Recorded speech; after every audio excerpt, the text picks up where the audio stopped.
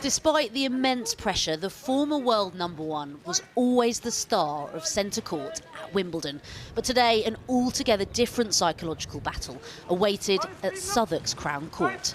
Morning, Boris. How are you feeling ahead of today? Are you confident, Boris? Have you got a message for your fans? In his days of sporting greatness, they called Boris Becker Boom Boom for his powerful technique, winning Wimbledon age 17, the youngest man to ever do so.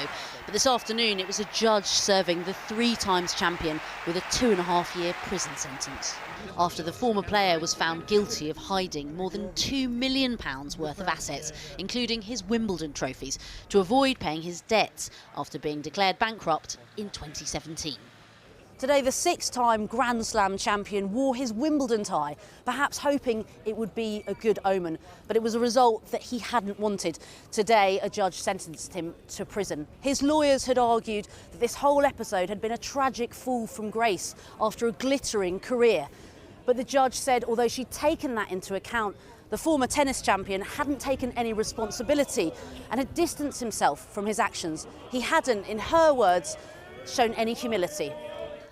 The name Boris Becker now synonymous not only with sporting success but a series of big financial losses after being declared bankrupt selling sports cars and houses. Today his lawyer said Becker was left with literally nothing. And in 2002 the star narrowly missing prison after a Munich court fined the player €300,000 for tax evasion.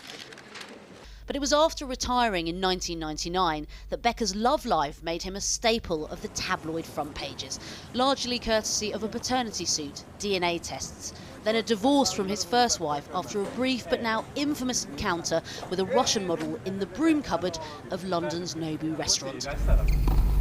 As a player, Boris Becker formed a special bond with the public. He was nicknamed Britain's favourite German.